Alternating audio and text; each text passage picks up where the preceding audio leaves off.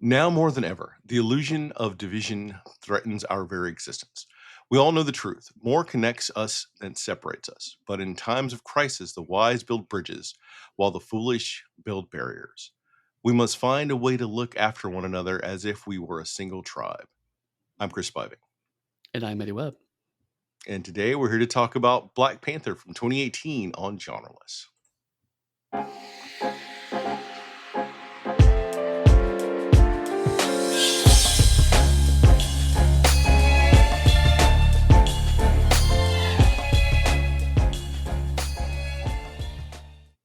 Good morning, afternoon, evening, and Black History Month listeners. So, for Black History Month, I surprised Eddie by deciding to randomly add Black Panther into our rotation. I sure threatened me with a good time. And we're very on point and topical as always because Black Panther came out in 2018. We had a couple of years to cover it, and we decided to wait until 2025 specifically when the Right. world is burning to cover a movie that has hope, some struggle in it, a little bit of violence, and a lot of fun. Yeah, it was interesting when I was kind of rewatching this because, uh, there are so many Marvel movies in particular that they kind of just kludge in my head about when they came out, and so I was convinced this movie came out like 2021 for some reason. Even though I know that's not true, and as if I spend 5 seconds thinking about it because of when things happen, I know that's not true. But still, it feels like a movie made in 2018 that just became more relevant every fucking year after it released. Yeah, it's unbelievable. I know that growing up as a kid, as a big comic book reader, I kept wanting to see movies like this. This was the movie that I waited my entire life to see, and it finally showed up. I Yeah. was giddy. I was happy. I saw it a couple times in the theater. When my daughter was old enough, I showed it to her. And for me, one of the big things is when I'm trying to pick movies to show my kid is the level of violence in the movie. Because Right. I have other friends and other parents who show their kids all the Marvel movies when they're like 3 to 5, all the Marvel movies. Wow. And that is not what I would suggest doing. That is not the parenting approach I take. Sure. I mean, like, there's a fair number of movies that you could probably show to. I still think three is pretty young, but um, Oh no, even a they were 5-year-old. I yeah, I'm not gonna call them out by name, but yeah. But what's interesting, and this is totally off topic, is also as an aficionado of older cartoons, I sometimes watch cartoons that were made in the 80s and 90s, and it's like, wait, this was for kids, you know? I mean, this is. Yeah. I mean, I got the a while ago, but I got the Blu-ray DVD set of Batman Beyond, and it was something. This is an anecdote because I'm watching the special features and whatnot. And there's an anecdote I always knew, but it was still interesting to kind of see the creators unpack it. Was that Batman Beyond, the gritty cyberpunk Batman show, was actually originally designed to be a show for younger kids. It's supposed to be Hmm. Batman in high school, and so it's that's something for younger kids to watch because Batman animated series was skewing towards late teens and young adults. And so they made Batman in high school, and they made the darkest fucking thing. um, to where famously they had to kind of roll it back a little bit for the second season. But I mean, it's interesting how where people draw those lines, right? It puts the lie to the whole. Uh, uh, uh, there's some kind of objective metric for what kids should and shouldn't watch, but it does come down to parents. And like you said, like what you feel comfortable showing your kid is not what other kids or other parents feel comfortable showing their kids. Um, but so like I could see other people look at Black Panther going, well, there's a lot of politics and whatnot. So I don't maybe want my kid to get involved with that. And it's like, maybe your kid should be watching that. Maybe your kid should be Well, I engaging in guess these things. I can't say that as my kid has been in protest lines and marching and making signs and stuff Right. since she Right. was 3 or 4. So that's the politics is not the issue for it. Right. And to be fair, also I do mean both sides of politics. Also, there's a lot of political intrigue in this movie. Um, which is something I want to get into at some when we talk about it. But like, the point is like I could see some people going, well, there's a lot to follow. And there really isn't, but I could see that being a weird arbitration. I could also see people going, oh, The Punisher is fine for kids to watch because it's fantasy violence. Uh, It's like, it's not. no. No, it's not. Daredevil's not okay for kids to watch, but, it just comes down to, as long as for me, as someone who has no kids, having talked with lots of friends with parents, it's like, as long as the parents are engaged into what their kids consume as media, you know, just make informed choices. Yeah. So we will not stick on the parenting thing for very Sure. long, but I want to touch on it for me because part of it was I got to show this black superhero world and film to my daughter, which I love doing because I didn't have anything like that when I was growing up.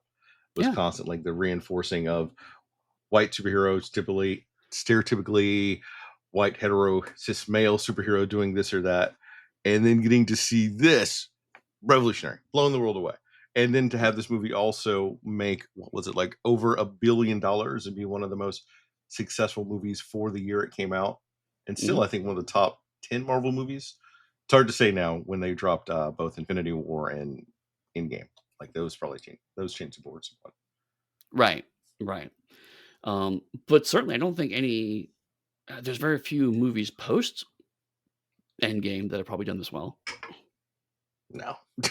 Well, depends on if you want to count the Spider-Man movies as part of Marvel when they broke out like all the Spider-Mans, put them in one movie together, except the most important Spider-Man, you know, Miles Morales Right. for the live action movie. Right. You have all your Peters. There's a dick joke in there somewhere. I just can't find it There is. I right implied now. it, and then you came in and like, never mind. I'm not going to say I just that. stomped all over your This, dick. this is the public cast, so I will not put that joke out there for it. No, I was going to say that then you slipped it in. So there it is, right there for everyone. And now we'll get back on track, or as close as we ever get to track. So if your kids are So listening to this podcast, maybe you shouldn't listen on this podcast. in case people are curious, we take a little break in the middle. I got to go out. I sipped some coffee. I traveled the world. I jet setted. You did. Or in reality, I got into like a writing phase, and then I read the news, and I got sad. I said, Eddie, I don't want to see another human being for like 6 years. And he's like, come on, Chris, we got a podcast. I was like, all right. Human beings are overrated, honestly. Certainly, the past couple months have reinforced that. Dogs are pretty awesome. Dogs Um, are great. Did you know that originally Wesley Snipes wanted to make a Black Panther movie in 1992? I didn't, but none of that surprises me. It feels like a very, "Hey, Blade did well, let's now do this," Wesley Snipes move. And he was more or less attached to this movie all the way up until they cast Chadwick Boseman, and he gave his Wow. approval for it. Wow. Because I did a little bit of reading on it just to prepare to come in to talk about Black Panther. And I know that in 92 he wanted to do it, and then he sort of had to deal with him. There were some scripts that Stan Lee didn't like the script, so it got put on hold. Then the whole Marvel almost got bought out and crashed thing sort of happened. And then that's when Iron Man and everything else started coming out, and they kept pushing it back. And when they're making the original Fantastic Four movies with Captain America as the Human Torch, Right. one of the things they wanted to do if they got a third movie was have Black Panther show up in that third movie. And Wesley No. Snipes might have been Black Panther in the Fantastic Four 3 movie, which would have sucked. I'm sorry, that would have sucked so much. No, you're completely right. No, I mean, there has not been a good Fantastic Four movie ever. So, And I'm gonna play my cards right now and say I don't think there ever will be a good Fantastic Four movie. I think there will be I think the very low bar of the best Fantastic Four movie will be cleared. Maybe I'm just not feeling the casting for the Fantastic Four movie. No, But no, we're no, not I here to, completely agree with you on that, but so technically this is actually not a deviation from Black Panther. I was talking about Fantastic Four because Black Panther is a Fantastic Four character. yes, he appeared in Fantastic Four 51, 52, somewhere around there. I think it's 52. Look at you. So Eddie's going to know more about Black Panther than me simply because Eddie is a Fantastic Four fan that knows it backwards and forwards. I know Black Panther. I don't know all the Fantastic Four. Right. So the part to lead into the part that Chris knows, is that, Jack Kirby, known and notorious Nazi puncher, was like, "We should have a black character in this comic." and just started drawing him and didn't tell And anybody. wait, and then known credit stealer and hype man Stan Lee came in and said that no, I actually the one that created Black Right. Panther. Right, but at the time, based on based on what evidence we have, I mean, right now, all Marvel history at that time period is oral history, so take it for a grain of salt, but signs point towards, um, there was some debate around that, and, uh, Jack Kirby's like, "Cool, well, I'm doing this, and if you can like it or not." And Jack Stan Lee just was so busy, he didn't have time to really stop Jack before he was already drawing the pages. So, uh, Jack Kirby just said, "I want to do," because Jack Kirby, especially at this time period, Fantastic Four was very into weird sci-fi concepts, and so he wanted to do kind of the um, lost nation that has surprisingly advanced technology concept, and just thought Africa would be a great place to do that in. And he's like, "If I'm gonna do it, I'm gonna do it right," and just went all in for it, and just it became a huge concept, and also pissed a lot of people off, frankly, at the time. There were a lot of people who were unhappy with it. There was soon after the character was introduced, the Black Panther Party came into prominence, and so Mhm. briefly he became Black Leopard, I believe. Uh, yeah, because I think the Cold Tiger iteration was before that. Right, and then yeah, Cold Tiger was the original name for the character got changed to Black Panther before it went to press, and then Cold Tiger came back as a supporting character for Black Panther, if I remember correctly. His brother I or think so. something? And then on that weird deviation where they had like it was Avengers Reborn, I think an iteration of him showed up too. Or was that where they tried to stick Wolverine in a Black Panther costume and he popped his claws at the end of the comic? Oh my god, that just sounds awful. Yeah. So Avengers Reborn was a great idea. Essentially, we're all over the place. Essentially for Avengers Reborn, the Avengers titles weren't selling great. And so one of the things they did, this is when they had the psyches of Charles Xavier and Magneto merged together and they formed Onslaught. So mutants couldn't Oh stop him. god. And then Onslaught supposedly obliterated the Avengers and the Fantastic Four. Franklin Richards, using his great superpowers, instead sent them to like a parallel Earth somewhere to keep them Oh, right, right, alive. right. And Okay, that's yeah. Avengers Reborn. And so they sort of reshuffled the deck for all the characters and then they reintroduced him, and it was a good selling title. I think it ran 12 issues or so. But the people creating it were creating it so slow that eventually it just sort of got canned. Right, right, and then then became the Avengers Return after that, where they come back from that parallel universe and blah, blah, blah, blah, right? Because the Fantastic Four also did that. In Um, short, we're going to say now, since it's been a while since we've done a comic run, is that the comics constantly retcon each other and change everything. So having a clear, consistent history for a character is difficult at best. right, but I think the most relevant part, for the early Black Panther stuff was that, T'Challa was a brilliant scientist as well as a king, and was kind of pitched as basically Doctor Doom, but good, frankly. And it was just frankly exciting to see a black character who was nearly as smart as Reed Richards. I mean, no one's as smart as Reed Richards in his own title, obviously, but I mean, he was T'Challa was very much up there. Reed frequently respected him, and in fact, often in subsequent issues, oh, T'Challa, let's borrow this anti-grav thing because Wakanda's already built anti-grav technology or whatever. So little shout outs and nods, as long as Kirby was on the book, to Reed and T'Challa's relationship as science bros. Yeah. Which that's one of the things that I have an issue with for the movie, but I understand why the MCU did it because they needed to spread out T'Challa's Mhm. amazingness because T'Challa is an exceptional fighter, putting like to give, I guess, equivalents that people may be more familiar with a great fighter on par with Captain America or Thor. He Mhm. is as smart, if not smarter, than Tony Stark and Reed Richards Mhm. in addition to all that, having the wealth of an entire nation, so being the wealthiest person alive, and then having a background steeped in the mystic part also, making him a rival of Doctor Doom, not Doctor Strange, because Doctor Strange's magic is all over the place. Right, right. I would Yeah. say making a rival for 80s Doctor Strange. Yeah, true, yeah. To have all those in one character was.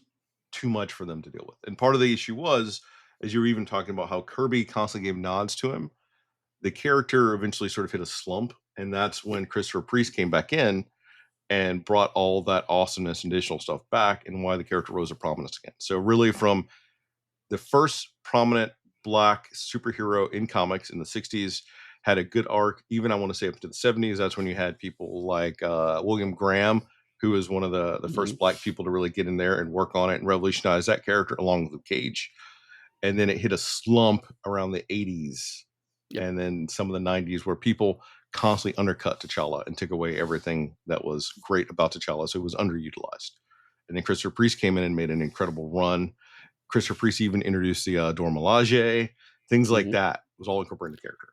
And then the A movies lot of this themselves, movie is definitely based on the Christopher Priest run, yeah. Mm. I would say a lot of the movies based on the Coates run from 2010 that was almost Well coming out of that time, because the let me rephrase that. Afrofuturistic nature of the Coates run almost parallels what's in the movie. Let me rephrase that then. So take a step back.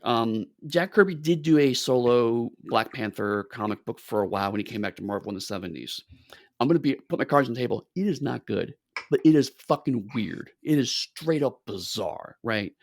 Um, Are uh, you since we always do this about your Doctor Who, are you to yes, talk about my Black Panther the 6 million year poster? man. The 6 million year man shooting a mind bolted Black Panther as he dives out of the way. That's on my wall. Right, right. You know, the storylines where Black Panther has a person of short stature running around with him because they're as the king of Wakanda, he has to go on hunting down treasures across the world because that's a plot line that T'Challa should totally do, even though he's a king. It was weird. And one storyline is literally a guy who evolved to be what humanity will be in 6 million years from now, and that was it was weird. Um, this is what happens when you give Jack Kirby a book and says, "Just fucking go." He's like, "All right." Although, But before you go in more to that, we should probably take a step back though and talk about the badly titled Jungle Action, well, right, which right, horrible title, but they actually equivalently had a 2-year run, almost like a novelization, a novel version of Black Panther in the comics. And the legendary Dwayne McDuffie even talked about how great and how hidden that was. And it yeah, was and that was beautiful. Don McGregor for that. I think so. And that's where they Yeah, introduced Killmonger. That's where you have Black Panther kicking the shit out of the Klan. Because the first right. arc is Killmonger, second arc is like him beating up the Klan. I want to say he even beat up the Klan before Superman considered going to fight the Klan. Well, Superman did that in the 40s or 30s or I'm 40s, I talking the think. comic version. I'm not talking about the radio show. Oh, right, then yes, you're correct. Um, but right, so the In the jungle 40s, action, Superman, the only reason they did it on the 40s radio is because they thought they had someone that had a lot of knowledge about the Klan, and they thought they were going to be getting like clicks equivalently for the 40s right, radio show. And it was all debunked. That person didn't have a lot of knowledge. It was great. They tried it, but the right, reasoning behind doing it wasn't necessarily the best. right. Insert Star Trek Voyager here. Right. Anyway, um, so yeah, so it was McGregor that kind of actually established an actual right, right, Killmonger, Wakanda, the political intrigue of Wakanda. Um, Priest, but it was buried in, like you said, jungle action, which literally the reason why Black Panther was on there is because they had the rights to the title and the publishing slot, so they wanted to just keep that free. Yeah. Eventually, like right before the end, they got a his own title with his own name on it. That lasted like a few issues. Jack Kirby comes back, basically ignores all of that. So yeah, he has a short run with Black Panther.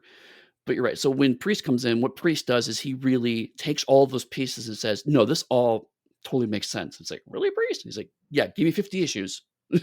And he does. The Jack Kirby stuff is now in continuity because of Christopher Priest. So he took all those pieces and built on it. So he built foundation. You're right. I will say that Coates took that to the next logical step Yeah. because as much as I love Christopher Priest's run, it's still very 90s. Um, Ross, who's in this movie, is actually the narrator for it, and specifically because Priest said he was told white people won't buy the comic if there's not a white character narrating. So Priest, some of it was the 90s, some of it was Priest's limitations of the publication 90s, some of it was there's only so far he felt he could go as a person. So Coates kind of said, okay, no, we're gonna get rid of all that shit in 2010 and did another step. But I admit the coach stuff is where I'm not as knowledgeable.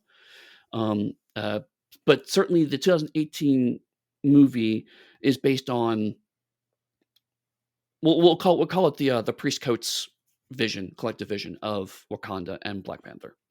Yes, and all of it taking its essential roots from Kirby, and I guess we should probably just put it up front since it's on this episode specifically. Maybe they won't go back and listen. I think I can unequivocally say that we are a Kirby podcast. If you ask us who our opinion is, Yes, yes, right. so if you're a Lee proponent, we will still be nice to you, but it's Kirby every day. Yeah, no, absolutely. Jack Kirby, 100%. Um, he brought so much to the Marvel universe. But that said, I also believe he works well with the collaborator that is willing Absolutely. to engage with him. When he's just doing stuff on his own, like I said, but the Black Panther stuff, it gets a bit weird. I know that you just said Marvel, and we're primarily sticking to Marvel because we're talking about Black Panther. But Kirby brought that magic to anything that he did, Oh, true, and true. all right, I think that's enough praise for Kirby on the Black Panther podcast. We Right. may just need to cover Kirby one day in his own individual episode. Possibly, possibly. Um, so yes, I mean, but also to go back to what I was saying earlier, with kind of priest and coach, they also kind of reimagined some of the more problematic elements to kind of recontextualize them, and then the movie did even more recontextualization. M'Baku being kind of a big pointer of that because M'Baku was literally Manape when he first appeared. I wasn't even gonna talk about that. Yeah, but yes, that is hugely fucking racist. Um, Right. so I guess also before we give all credit, we do need to mention. Well, I mentioned that Priest created Dormelage. I think Priest also had some problematic pieces from when he was representing female characters and different things that happened to female characters. So when you were saying very 90s, that sort of also slots into that 90s aspect of what Priest was doing. Agreed. Yeah, yeah, yeah, yeah. Basically, it's the every major run of Black Panther has pretty significant problems until you get to around Coates. And the Coates finally really homogenizes a lot of the stranger edges of the Black Panther and really the Wakanda mythology. Hmm. I'm just trying to think, is there anything else we want to touch on comic wise before we What actually was it again? get into the movie itself? Um, hmm. One of the things that the movie does quite a bit that I'm going to say now that I don't like is that they're constantly depowering and repowering T'Challa throughout the course of it, Yeah, which runs somewhat counter to the comics. Because I think originally in the comics, all right, in the comics, every year, annually, someone could come and try to put in a fight to become the new Black Panther. The heart right, shaped herb itself only worked for people of the royal bloodline. So if you didn't have a royal bloodline, nothing. right. The thing is, though, Black Panther of the time is not depowered for those fights. So you have to beat a fully powered Black Panther, and then additional, I think it was you have to beat six of the best warriors fighting at the same time. So Mhm. you, a trained person, no other abilities, are fighting a superhero, and then like six other fully trained people, and then if you beat all them, I think that's when you get the heart shape herb. Right, So you go through all that, and if you're not of royal lineage, heart shape herb probably won't give you anything and may kill you. right. So that's where the mystical components of it kind of come in because it's just straight up magic at this point. Hmm. And the movie doesn't do that, which I understand why the movie doesn't do that, but also think it detracts from part of the mysticism that's associated with that and the Bass aspects. Because in the comics, eventually, I guess spoiler, T'Challa dies, sort of meets Bask, and becomes like a Black Panther of the dead for the dead Wakandans, and Shuri is Black Panther of normal Wakanda. So there's all sorts of great dynamics at play throughout the course of the comics. I mean, like the comics, some of that stuff. So Right. I mean, like, and again, like, if you look at T'Challa as kind of not a mirror, but a step towards Doctor Doom, right? That all makes sense because Doctor Doom's also a fusion of magic and science. He also frequently fights the underworld to try to reclaim the soul of his mother. So like there's a lot of parallels there. It's just that because Black Panther is a protagonist, they can go in much stronger directions. So Doctor Doom, ultimately antagonist, is only so much they can do before Doctor Doom inevitably will go, yeah, but I really just like being a fascist, and ultimately shut that down. But I And remember that's in also what. the go ahead. Go ahead.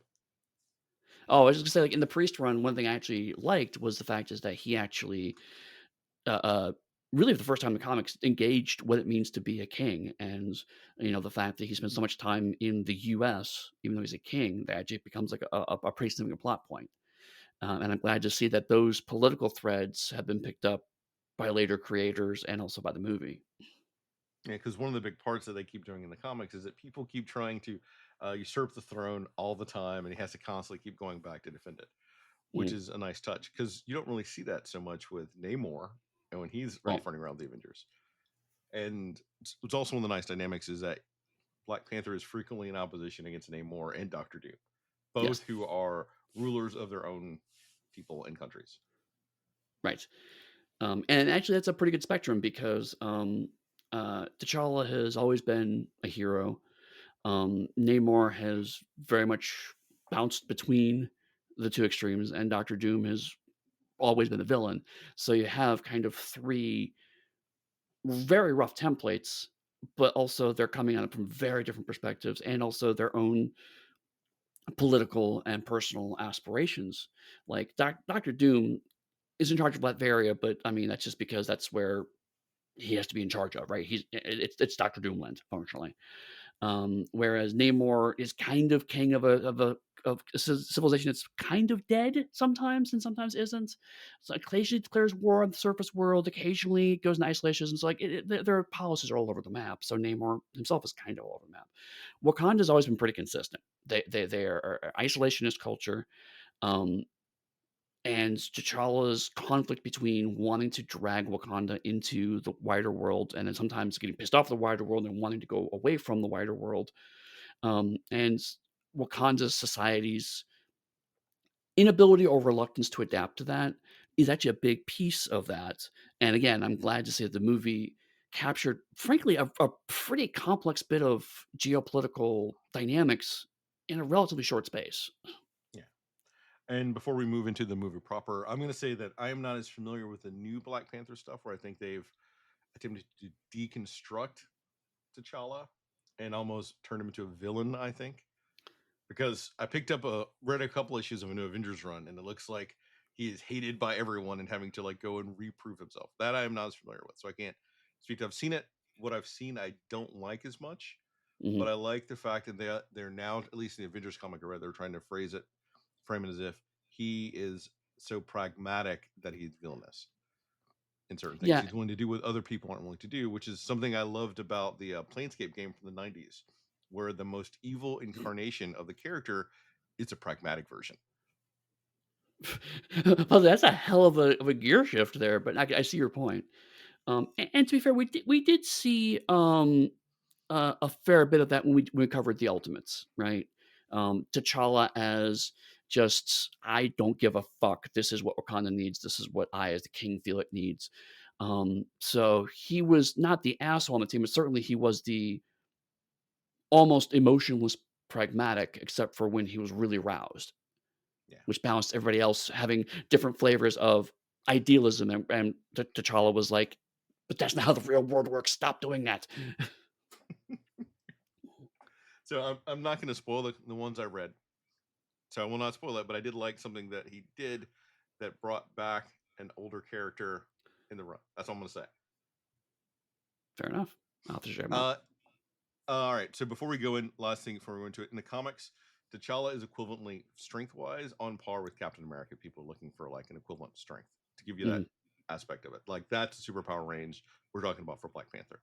So when they super strong, super fast, height senses, and everything else, he's not, for instance, like throwing cars around how Spider Man could at a 10-ton range. We're talking 800 pounds to a ton, old school Marvel, because they would say Right. peak human in the day was 800 pounds. Mm-mm-mm. Right. Yep. Anything else before we finally start to the movie? Before I make another sideways step and talk about some other random bit of Black Panther, like how he married Storm, how he leads the Fantastic Four for a while, how in fact in his first appearance he beat the entire Fantastic Four by himself, He just did, to see in if they fact. were worthy of being his allies. Yep. And then invites him to his house for drinks. Yeah, and joins the Avengers to spy on them to make sure that they're safe from Wakanda. Right, and then accidentally gets too wrapped up in Avengers bullshit, and yeah, no, yes, no, I have nothing else to say about the otherwise, this whole episode would just be about Black Panther comics and how they're pretty amazing. No, let's talk about the movie. All right. Uh, Najobi is telling his son, young Killmonger, a story millions of years ago of a vibranium meteorite, the strongest substance in the universe, struck Africa, affecting the plant life around it. When the time of humanity came, 5 tribes settled on the land and they named it Wakanda. The 5 tribes waged a war over it. Bass sent a warrior shaman a vision, and he consumed the heart shaped herb, becoming the first Black Panther. The 4 tribes then worked together while the Jabari tribe exiled themselves. Over the centuries, they used vibranium to become a technological superpower, but isolated themselves and hid from the rest of the world by pretending to be a third world nation. Then we jump to Oakland, 1992. We open on the kids playing basketball in a parking lot before zooming into an apartment with 2 guys plotting some sort of attack. We see guns scattered around. There's a knock on the door. We get a Grace Jones joke, and then King T'Chaka visits his brother Prince Najobi, who's been an undercover spy. T'Chaka accuses Najobi of helping arms dealers. Arm dealer named Ulysses Claw, who actually put an attack on Wakanda, killing Wakandans so they could steal vibranium. Najobi's partner Zuri confirms that T'Chaka's suspicions are true and reveals that he's been a spy for T'Chaka. And oh, oh, all right. I understand why they did it, but this bothers me so much. Pulling down the lip to see the bluish vibranium tattoo Mhm. is, if everyone knows that's their thing, then everyone would check for Wakandan every time they saw someone. Right. So that loses something for them being spies to me, easy to view it. And I'm stopping here because this is a total waste of Sterling K. Brown, who is a phenomenal actor, who should be in more things, who should be fucking Blue Marvel. They should approach Sterling K. Brown, say, please be Blue Marvel, because we need him in our universe to make everything cool. In there on my Sterling K. Brown rant. The kids in the parking lot see the Wakanda ship disappear into the clouds. Right. Um, I every time I watch this movie, I am in awe of how efficiently they set everything up, right? Because you have to have an info dump at the beginning. Mhm. Um, so and we've dinged other shows like during the fantasy round, we ding them about having these heavy kind of info dumps at the beginning. I think what helps this is a couple factors. One is the fact that this is a story being told to young Killmonger, and that is ultimately an important point. The fact that he gets stories of Wakanda is actually a relevant plot point. So the info dump has a plot purpose, and how they frame it is just to kind of, you know, the audience is also being uh, educated about this as well as the kid being educated about it. So that helps it. The other is that it's not it's quick. Some of these info dumps go on because they go into all this information you don't need to know. Every piece of information in this info dump is relevant to the plot of this movie. And that's how you do a good info dump. It's like there's nothing I don't care about the context, I don't care about the history, but every single sentence of this info dump relates in some way to the plot. So it is tells you exactly literally what you need to know and nothing else. Absolutely great. Um, and the visuals of watching it are also beautiful to watch. I remember sitting Mhm, in the theater, seeing them and being awed and knowing that I was in the right movie and I felt they were going to do justice to Black Panther. mhm. Right, yeah, because it does respect. And then, the shifts to Oakland, which I remember when I first saw it, I was like, that's a hell of a jump."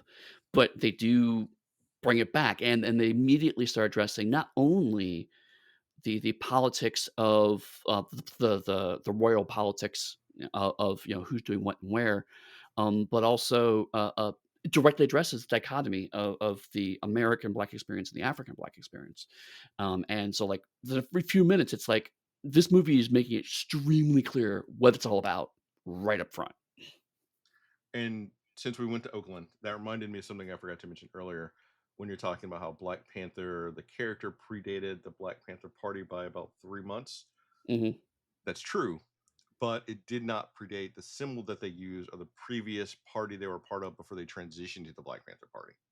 Oh, I didn't know that. And one of the things that really bothers me is Kirby and Stan have both said that they came up with the name Black Panther, and it is not at all related to Black Panther Party. It's not related to that symbol. It's not related to the World War II tank battalion, Black Panthers, which I find Mm, impossible not to assume that Jack or Stan pulled it from the tank battalion, having both of them lived through World War II. Jack's a Nazi puncher. right. That they are not giving credit to that tank battalion. Yeah. That's it. No, that's fair. That's fair. I just didn't know Or I that. even or I even think there was a black boxer called Black Panther from the 30s, maybe, which I think Jack would have known about as established Yeah. Nazi puncher. Yeah, So and a want to boxing fan, so add all that in, given that, which I think Kubler also knew is probably one of the reasons why he said it in Oakland, which is sort of the home base of the Black Panthers, just a whole thing. Because during World right. War II, there was a migration of Black people over to Oakland and other places like that because they worked in some shipyards, a whole number of things. Right, and that's one thing I like about well, there's a lot of things I like about this movie, but one of the things I like about this movie specifically is that, for all of the people who say that this movie wears its politics on its sleeve, it's like, you don't understand there's a whole layer, just layers and layers and layers of shit that the movie doesn't bother to set up for you. If you know, you know. And the fact that the movie is not as obvious about its politics as it could have been. And that's a perfect example, right? It doesn't say anything, but implies that if the brother of the Black Panther is in Oakland in the 90s, is there a connection there, right? Like, did the Black Panthers of Wakanda have some connection to a Black Panther party? And I'm not sure if you remember the original like marketing or trailers for the movie. Do you? No, I don't. They had T'Challa sitting in the chair that was all over like for the media for the Black Panthers Right. in a very similar sort Oh, of okay. posing. Oh, okay. So I didn't know that it's one. all Yeah. there. It's Right. mm. Anything else before we move on? I could keep going, but I'm trying to rein it in this morning for you. No, I think it's a good setup. In present day, uh, T'Challa watches the news reports. Captain America Civil War before Okoye, the leader of the Dormilaje, the Royal Guard, banter a bit, and then they go to extract Nakia, T'Challa's ex-lover, who helps kick the kidnappers' asses from her undercover assignment so that she can attend his coronation. We get the first signs of how much Nakia cares for the people. We get our first view of fucking Wakanda, and it is amazingly fucking fabulous. Awaiting them are his sister Shuri and their mother Ramonda. They get more banter back and forth. At the ceremony, the leaders of the Jabari tribe, M'Baku, challenges T'Challa to ritual combat for the crown. T'Challa defeats M'Baku and persuades him to yield rather than dying in combat, as that would be better for his people. Uh, so I actually have a lot to talk about in this section, weirdly enough. Um, Do you like how I truncated all that down, though?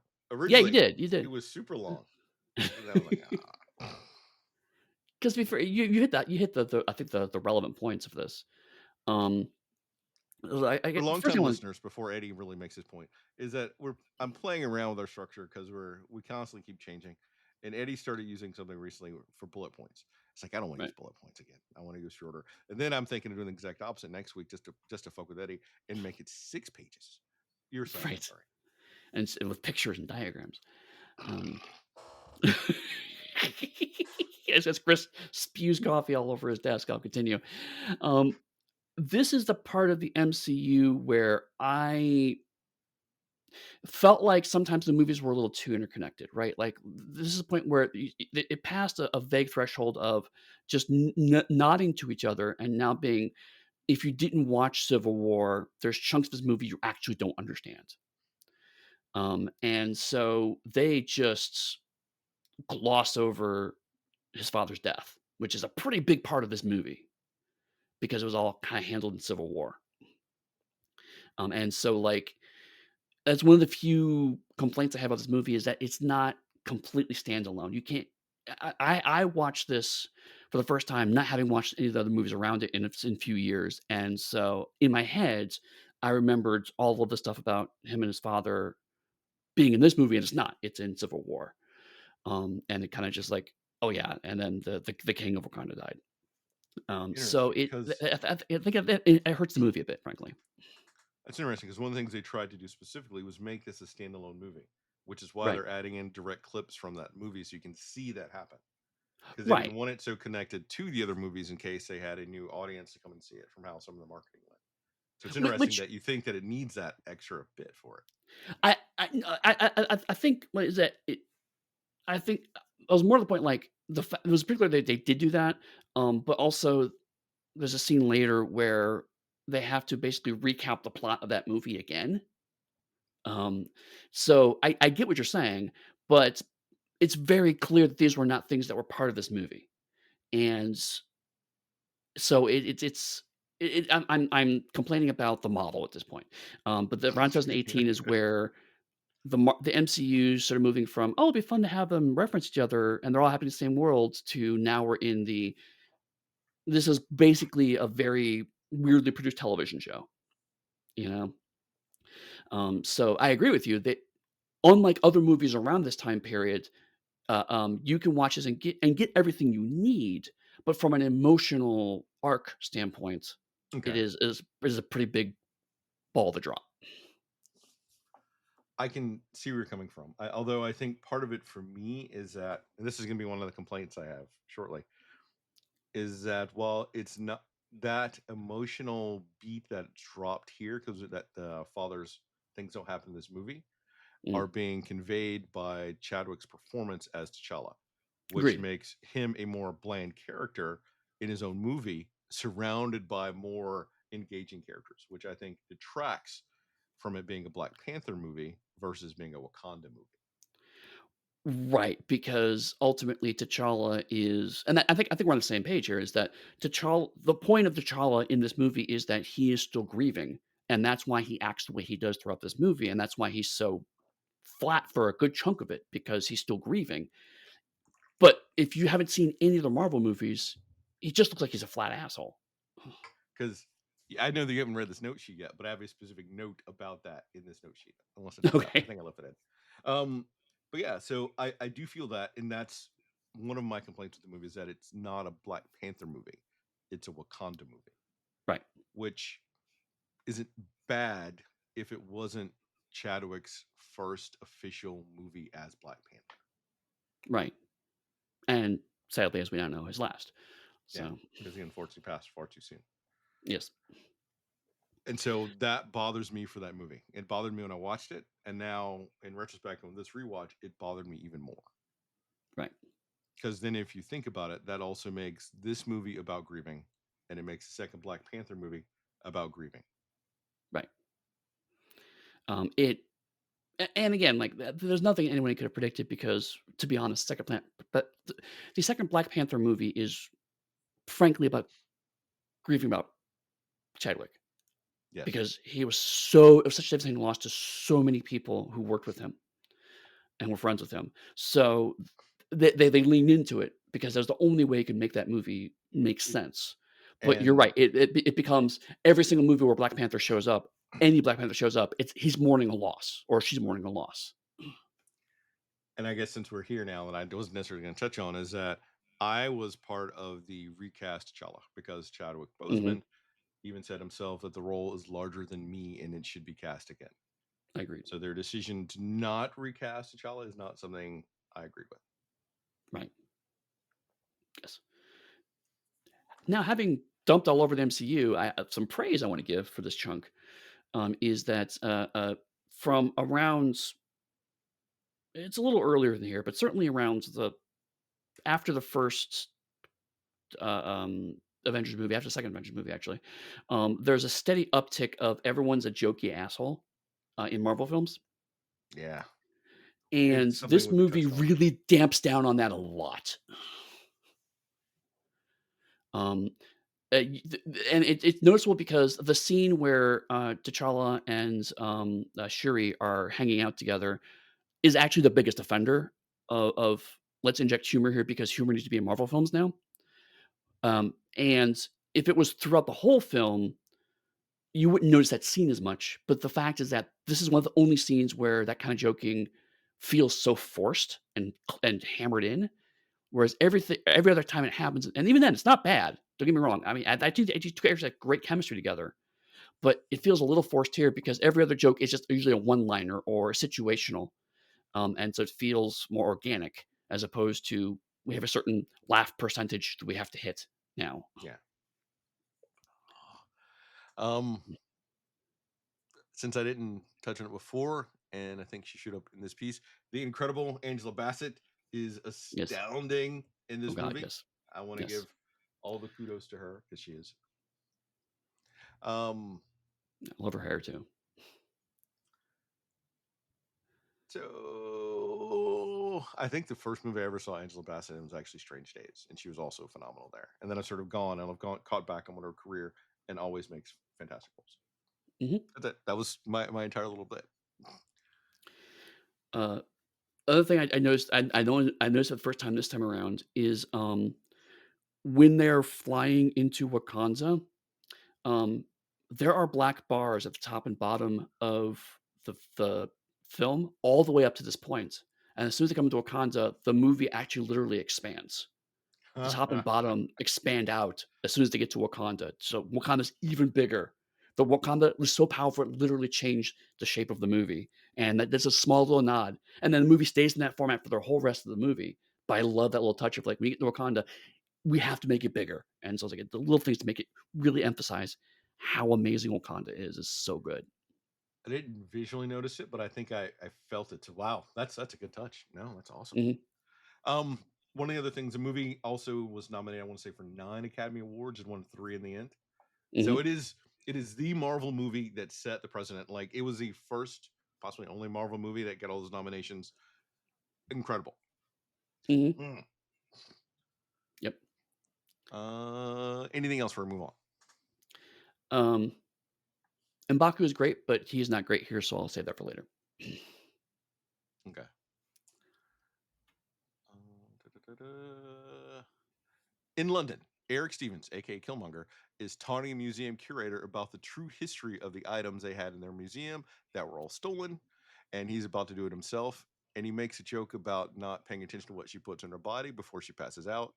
Then Claw, as a medic with his goon, rushes in. They kill the guards. We get a little banter between Claw and a guard who tells to run away for shoots him in the back. They steal a Wakandan artifact made of vibranium, and Eric takes a mask that he says he was feeling. And then we get to see Claw's new hand. So I just said that just a few minutes ago about, like, um, Marvel's really cutting down on joking, and then we get to a scene that has a lot of jokes in it. But in my defense, Eric is delivering he's joking in the sense of, "I'm making fun of you."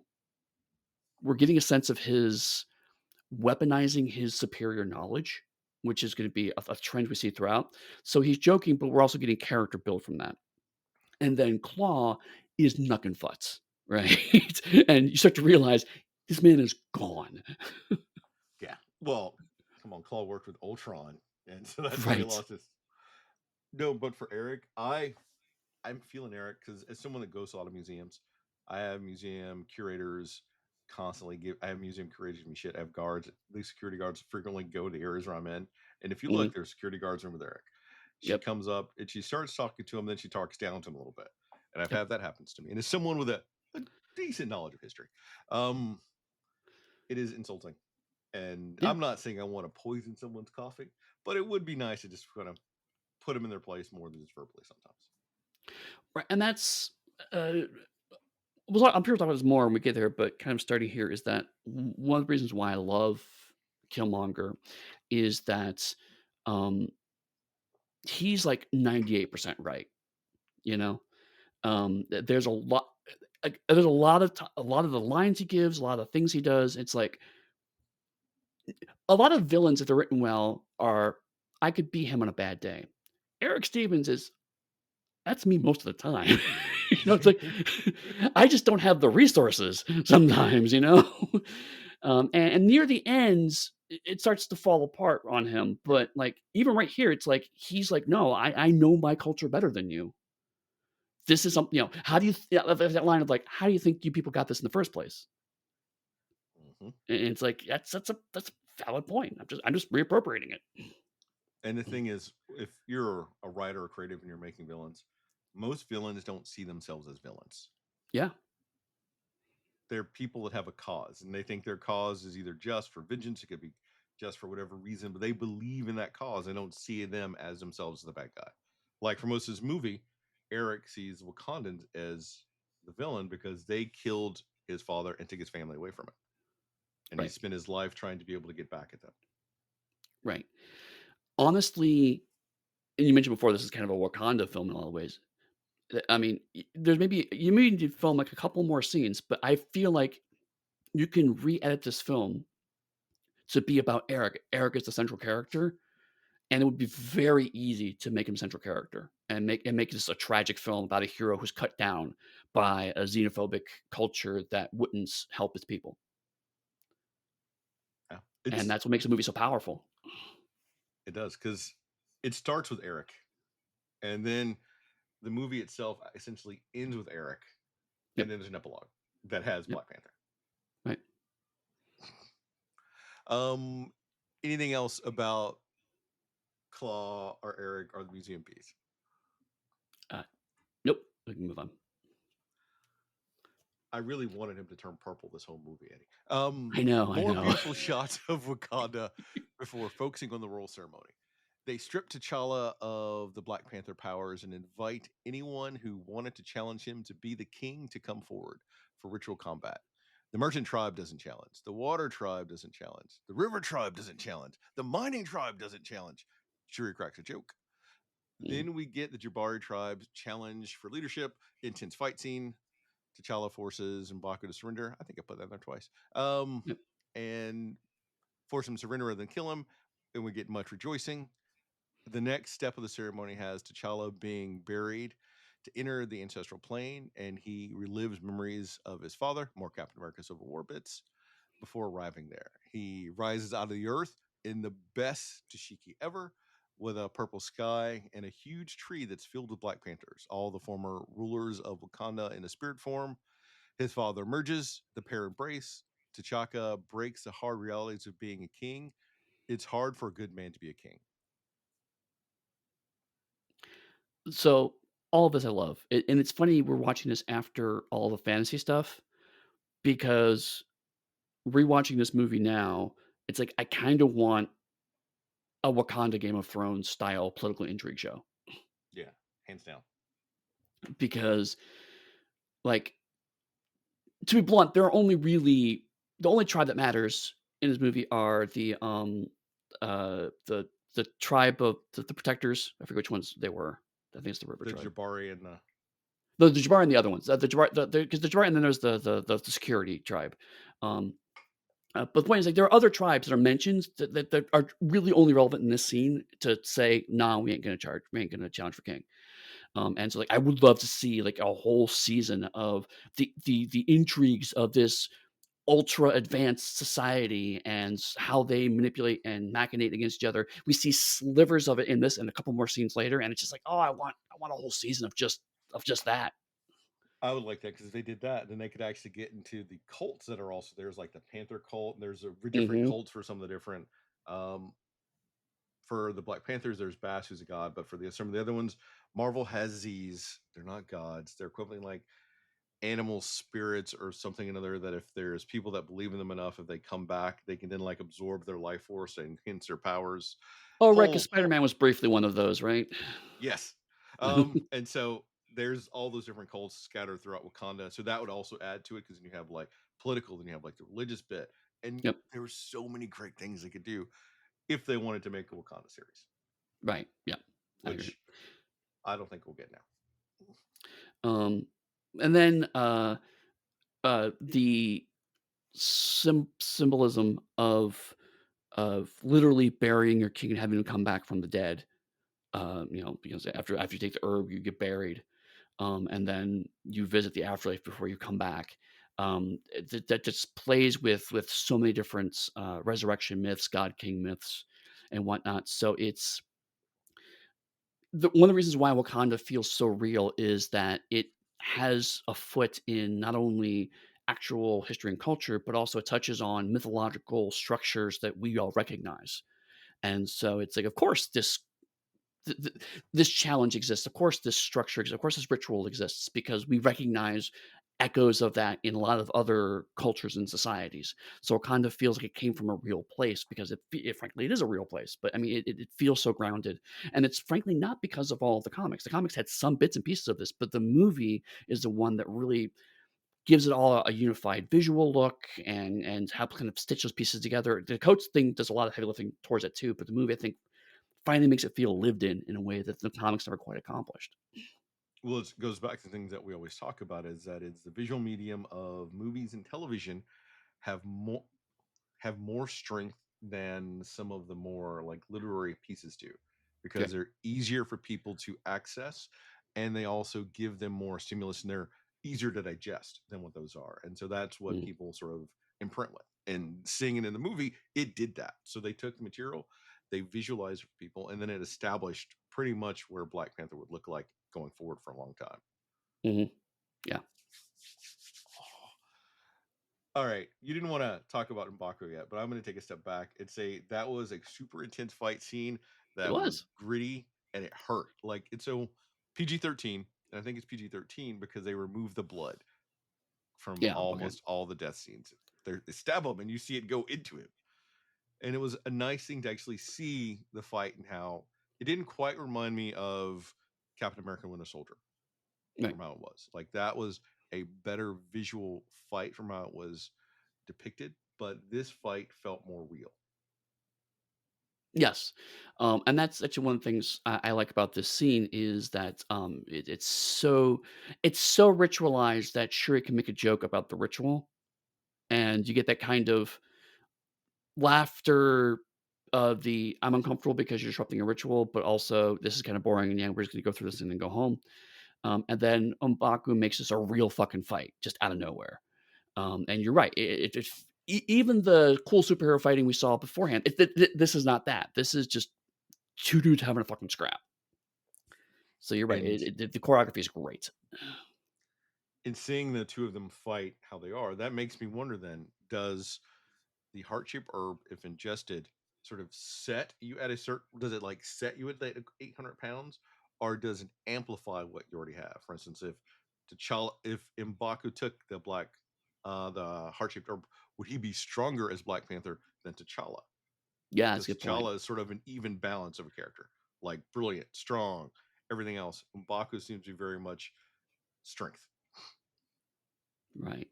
Wasn't there a run? It may have been the one you were talking about, the Black Panther of Dead, where the Black Panther could actually embody specific aspects of previous Black Panthers too. That I don't remember. Probably because Okay. he has an array of powers later on. Sort of Right. like how the Venom suit for Spider-Man. Spider-Man gets it. Spider-Man stays at around the same strength level. But Eddie Brock, who was stronger than Peter Parker, is stronger than Spider-Man when he gets a Venom suit. Right. Right. That kind of thing. Yeah. Um, just curious. Anything else before we move on? And we move on. As King, we get some flirting with Nakia and T'Challa as they walk around the city. She tries to convince him to share what Wakanda has. Wakobi, T'Challa's friend and Okoye's current lover, debates about Wakanda to help others. He's against it. The pair are called to a royal council about Claw and the stolen vibranium. T'Challa wants to bring him back for trial as it was T'Chaka's biggest failure. In the comics, Claw kills T'Chaka when T'Challa is like 10 or Yeah. 12. So, in case people are curious. Wakobi wants him dead or alive. we get out the we get out we get our Black Panther slash James Bond suiting up scene. It is beautiful. I wanted the Black Panther James Bond movie. That's what I wanted. I wanted from here just to be a Bond movie for the rest of it. Totally. Shuri as Q would be fantastic, right? Yes. Because then you have like Okoye, T'Challa, and Nakia bonding it up all over the place. Oh, that would have been amazing. Well, I mean, to be fair, we're not quite there yet, but, like, the next scene does start to play with that, the next scene is very James Bond. I know. But so this is where, for me, I wanted a Black Panther movie. And Right, that's where it would have become a Black Panther movie instead of becoming a Wakanda movie. right, right. Um, uh, That and I like spy but stuff. but since we're here, in this scene, what this scene's functionally doing, I mean, there's a lot of setup here, but one of the things it's setting up is all the different viewpoints of why Wakanda should step out from the shadows and why Wakanda should stay hidden. And what I like is that in a lot of movies like this, there are very obvious points we don't want the audience to sympathize with. Um, uh, uh, a good example actually is the Flag Smashers from Captain America and Winter Soldier, where basically you're not supposed to sympathize with Flag Smashers, even though some of their ideology actually makes sense. It's done in such a bad way that you can't possibly sympathize with it. Yeah. I'm I'm hesitant to say that one because we now know for certain Mm, they cut episodes and plots. fair, So fair. there may have been something that may have been more of a moral dilemma for us as viewers. But on the screen, Current it iteration, wasn't you're present. right. Right. What's that? On the screen, it wasn't there. No. But in the current iteration's not. I'm just curious if that would have changed it and it could have had that moral complexity. Which would have been awesome. But here, there's never any doubt that this is a complicated situation. And it's right off the heels of the "a good man can't be king," right? So we have a man who's grieving for his father, who feels like he has to make hard choices for his kingdom, and even in his kingdom, he's getting multiple viewpoints that are all very valid. And so what T'Challa wants to do and what the king needs to do are separate. But even then, T'Challa has a couple of paths, the king has a couple of paths, and those aren't all the same paths. So there's a lot of depth and nuance and complexity. Again, this is very geopolitical nuance here that is still told very succinctly. It's told through character viewpoints. It's never over preachy. It's not one of the Star Wars prequels, right? There's a lot of it feels organic and it feels like we've had these conversations before, but yet something has changed. Because before, T'Challa probably had these conversations just as an intellectual curiosity. Now he's king, and he has to. These are real things he has to actually make decisions on, and you feel that shift, even though we didn't see any of the previous stuff. So it's again, it helps to kind of feel lived in, which is really really great. And when we go to the lab, now that you having said that, even Shuri's joke about his shoes and how he's wearing Mhm, like the old school shoes probably mhm. makes the council feel better. That is a political move in and of itself that he Yep. already made and did. And it's joked on, but it's showing he's thinking like 360 about the entire situation that he's in. Right. And while Shuri is joking with it, she's also making it clear you shouldn't be doing that. You shouldn't be screw tradition. We should be moving forward. So even in these little jokes and quips and character beats, each character is ultimately trying to push T'Challa towards their own agenda, not manipulatively, not aggressively, but he's the king now, and he has all of their ear, and all of them have different wants and needs. It's just fantastic, frankly.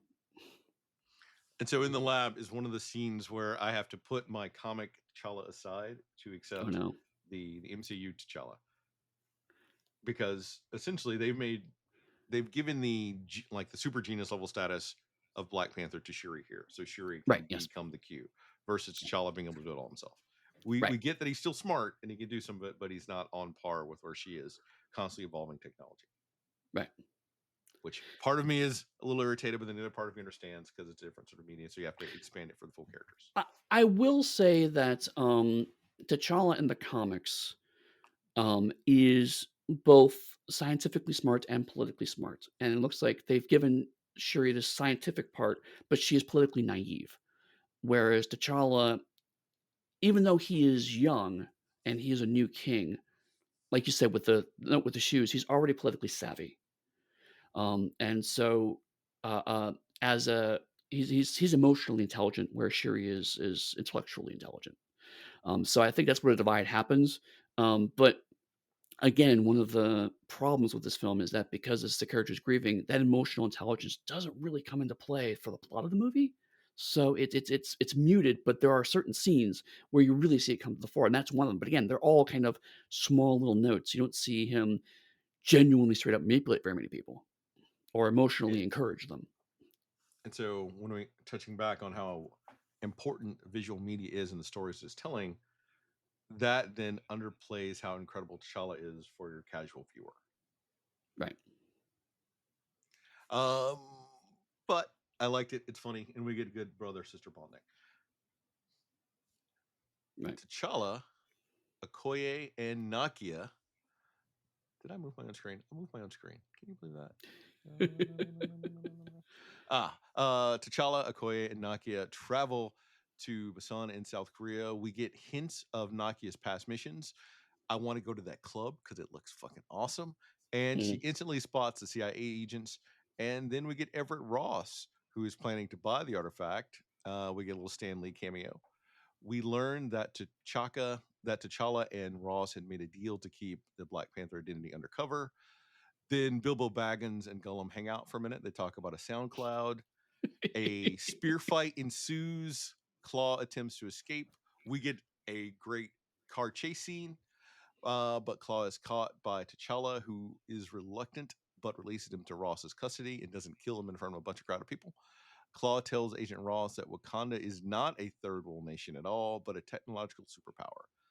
But before they can go any further, Killmonger attacks their hideout and rescues Claw. Ross is severely injured, diving in front of a shot that was meant for Okoye. And rather than give chase to Claw, T'Challa takes Ross back to Wakanda where they can provide medical treatment for him, much to the dismay of Okoye, who knows that as a white CIA agent, he'll instantly give away all their information to their government. Right. Um, so like the first chunk of this is like I said before, it's basically a Bond film. It's set up like a Bond film. It's shot like a Bond film. There's even a car chase at the end. It's amazing. There's even parkour. Yeah, there's parkour.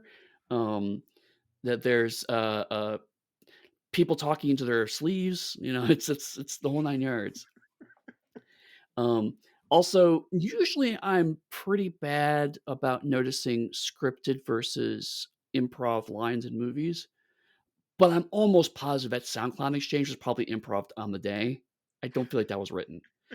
I feel like it was like, "No, I should have a place. I can give you a code if you want to." I feel like that was just the actors riffing, right? I feel like that was in the script because, all right, people for Claw was really a dude. He showed up in like issue 54, the Fantastic Four. That's one of the reasons T'Challa wanted to get the Fantastic Four to help him, is deal Right, with Claw. Claw eventually gets killed in quotation marks, which means he gets transformed to some being made of sound with like a little metal doohickey on his hand that shoots energy beams. And Claw can't really be killed. Instead, he sort of dissipates into sound, much right. like in a cloud would dissipate into a sound cloud. Oh, gosh. I feel that was scripted as a joke to the comics because I bet Coogler, who's read a bunch of Black Panther, Mm, knows about Claw. It was like, this will be fucking hilarious. right. One thing that I do like though is that uh, in the comics, because Claw is not human, he steadily goes insane. Uh, Famously, in the original Secret Wars comic, at the peak of this, Doctor Doom literally slices Claw up into slices of sound, and Mhm. Claw gives him shit while he's being sliced up into small pieces. Um, so the fact I like the fact that Claw becomes. I mean, he starts off pretty unhinged, but it's very clear it becomes like almost Joker esque throughout the course of this movie. Which again, he's the big source of jokes in the film, the Marvel mandated jokes, but because of who he is, they all land because he is detached from reality. He's not. He's not involved in this. He's doing something else in his own head. Yeah. And you can tell that because you also have his goons who are pushing him along to get him out and keep him alive during Right. that fight, where he's making jokes right outside the door where they just had the fight at. Yep. Yep. Yep. And it was Uh, nice to actually get to see that big gun hand of his finally in motion in a movie at least once. yeah, absolutely. And then we get Lexus's product placement.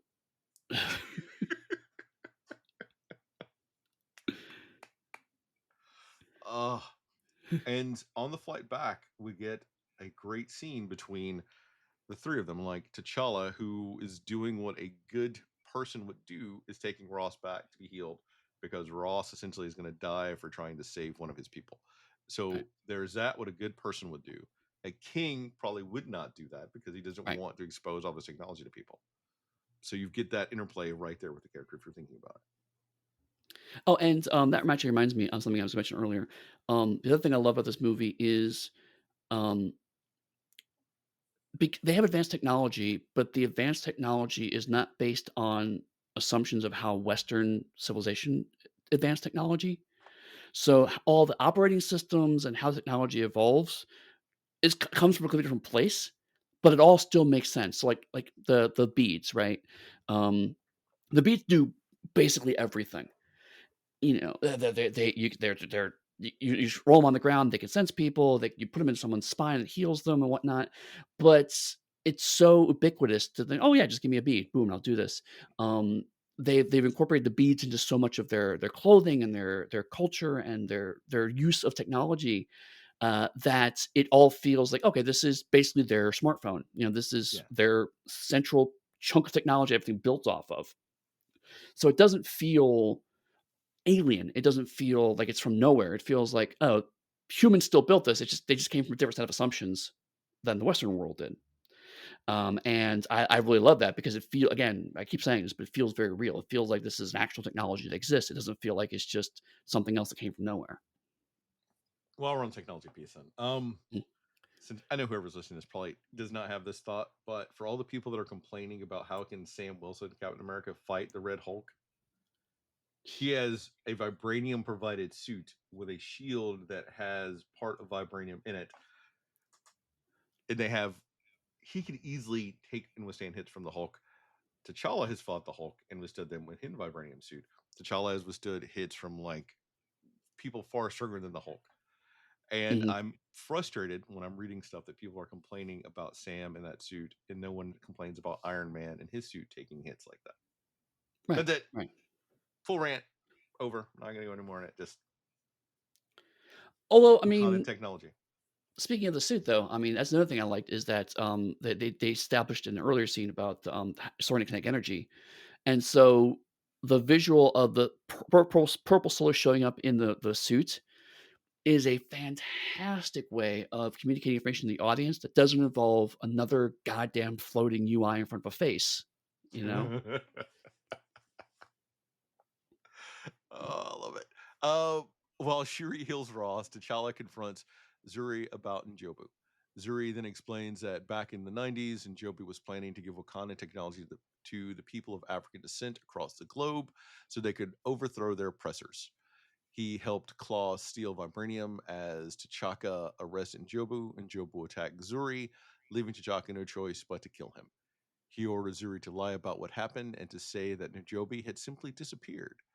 However, they left behind Njobu's son as they had to maintain the line of succession. And T'Challa realizes that is in fact Killmonger. Mhm. And this is just, again, more Game of Thrones style intrigue of like, uh, uh, when a Wakandan approaches the outside world and sees how people like them are approached, they are changed by that. And so you get again, it's not heavily emphasized, but if you pay attention to the emotional arc of what's going on, it makes clear sense. On the one hand, the Wakandans have a valid point.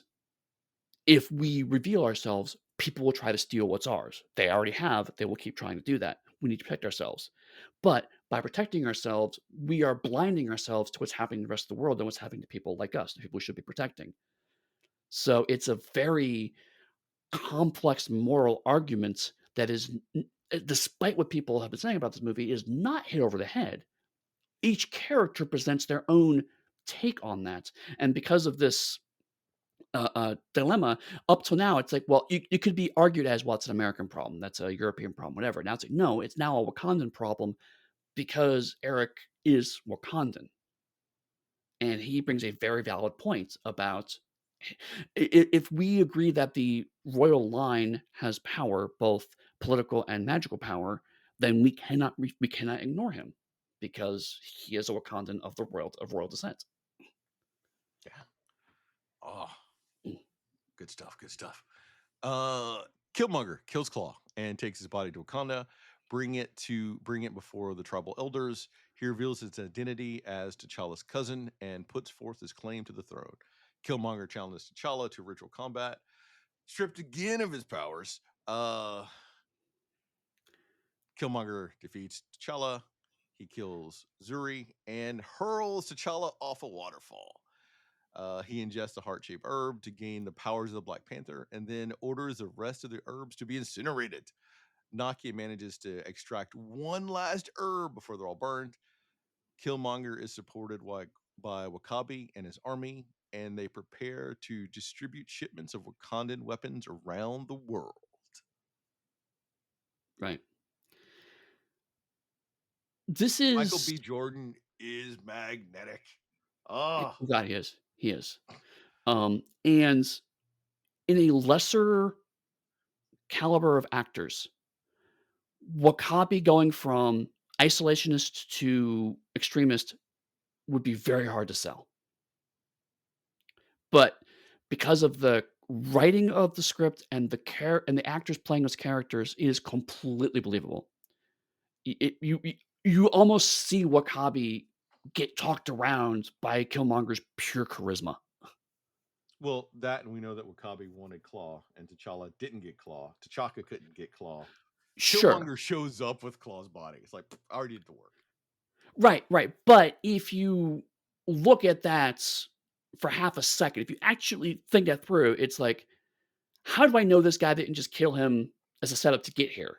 If you're actually a security person and you actually are isolationist, why is the American suddenly conveniently giving me the thing I want to?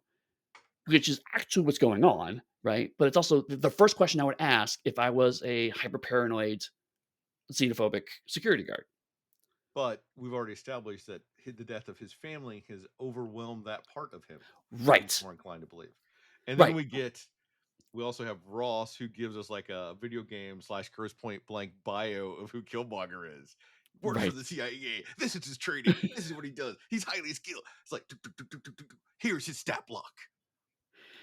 And again, I love that because like when it first happens, it's like, oh my god, this guy is such a fucking Mary Sue. But then like within minutes, it's the oh, but he's also Wakandan, so of course he's a badass, Sure. you know, right? Because the film has established Wakandans are all collectively, generally amazing people. All the ones we're seeing are amazing people. So the fact he's Wakandan is like, oh, of course he is. Now it makes sense now. Um, but Well, that's my point. I think it established that there's something about the vibranium that gives them the potential if they train. Right, right, Because yes, everyone that yes. we've seen has been like a trained person, and Killmonger is trained like we get the full bio, constantly training and everything else. You know, I hadn't thought about that, but you're right um, because of the stolen vibranium, he was around vibranium his entire life, like all the people who live in Wakanda did. That's a good point I hadn't thought of. Mm. And it's not Uh, only that, his dad, I don't know if they're infused with vibranium in some sense. Well, they are because they have all the tattoos and everything else, but then right, that should genetically pass on also as a marker. right. So kind of where my point is like, so right now at this point in the film, um, T'Challa is on an emotional arc. Um, Killmonger obviously is on an emotional arc, and now out of nowhere, Wakabi starts his own emotional arc. And so we have three characters all doing kind of separate and interconnected emotional arcs, which again, because they're also political figures and also superheroes, means there's a lot of complex stuff happening here, but it's done so efficiently and with such character and frankly just poise, right? Like the film is just like, no, you're gonna follow this. We're not gonna handhold you. You get this. You see what's happening here, and we do. We absolutely follow it on. So like, yes, and just the whole fucking scene of like um Eric going, "Ask me who I am. Ask me who I am. Ask me who I am." Right? He waits till literally the last dramatic moment to reveal that he is Wakandan. But all the other characters, you can watch on their faces, they're starting to realize they're not surprised by what he finally says because they're so especially Wakabi. He's like, "Oh, fuck, I think he knows what's happening here." You know, you can see it in his face. He doesn't say it, but you can see it in his face. And then slowly the other members of council until finally the one guy with the huge lip piece finally just blurts it out because he just can't take it anymore. So it's again, in a lesser script, lesser actors, that would have been such a cliche. Let me reveal my lineage to you, but it's not. It's just inevitable. We know what's going to happen. We're not surprised by it, and it's still intensely powerful because we all recognize what it is, which is a pure political move. You've asked me, I am not telling you, so ritually you have to accept my candidacy. And the other thing is though, is that that scene about him being Wakandan was laid out before us before that. Yeah, yeah. Before he kills Claw. I'm not talking about specifically the Claw scene. Before he kills Claw, he shoots Claw, and before he kills him, Claw made some comment. I just thought that you were some American kid and he shoots him. Because we cut Oh, away right, from right, yeah. Jordan just to Claw, who gets a realization, oh fuck, I'm working with Wakandan, and kills him. Right. And then he delivers a body. So he even shows Claw that I have been Wakanda this whole time using you before I kill you. Mhm. Yeah. It's I don't know for certain, but the whole movie feels like it was written to be about written and shot to be about 3 hours long, and they very carefully trimmed and cut and got the right performances to make it as efficient as possible, to make it a tight 2 hours, because something else we haven't talked about, there are certainly Marvel movies, and we've definitely said there are Marvel shows that drag, right? This movie is not one of them. It is not cut to the bone, it's not too fast. It gives you time to luxuriate, and again, there are 3 characters with emotional arcs here, so we have to have room to have them have emotional space. They found room for 3 characters to have emotional space, and we're not done yet. There's gonna be a 4th one in a minute. So, I mean, all of that with a tight action movie, a tight political thriller, and room for a fucking James Bond homage. It's like this movie is just doing so much so well. And I don't know if this is the version you're talking about. The fourth one for me is going to be Okoye because when Nakia comes and says, "We need to leave," she goes, "I can't leave. I serve the king." Sorry, And you have 5. You're right. I forgot Okoye. her You're right. There's emotional journey 5. throughout the last part of this movie, trying to Yes. figure out like where her loyalties lie. Is it to like the king himself? Is it to T'Challa, who she's definitely loyal to but can't because best of her knowledge he's dead. We have a new king. I am the general of the Dormilaje. I therefore serve the king. The Dormilaje therefore serve the king. And then on top of that, her being married to Wakabe adds a whole other layer on top of it. Okay, I'm going to say it now. Those two have no chemistry. Like Fair. Completely agree. they have negative chemistry. I felt chemistry leave the room when they're on the scene together. I don't know Mhm, if it's how they were told to portray me, is because they didn't have a lot of scene time together in general, but that detracted from it, which mhm. also detracts from some of the other comics where you get some great relationship between the Dormilaje themselves, who, because forgot the name of the run, where a pair of them sort of go off, they get these special armors, and they sort of become like their own superhero team within Wakanda, if I remember right. Too long since I read Mm, it. okay. So great stuff like that. Anything else in this huge part of the movie before we move on? Ah, Uh, I forgot one what thing. When Killmonger is buried and has his vision, that is cold, old. Like, when you yeah, have his father saying, "Is there like no embrace for your father?" And the kid version of Eric says, "People die." That's what happened around here. Boom. right. It's not Michael B. Jordan. It's a kid that says that. Yeah, yeah. And, again, like, you start to see, like, how much of the vision is mystically real and how much of it is just what your brain tells you when you think you're dying. Because that was a distinctly American viewpoint compared to as the king, you see all the other kings. Killmonger didn't see any of that shit, right? Which puts puts a lot of things into question, but also really reinforces what matters to Eric.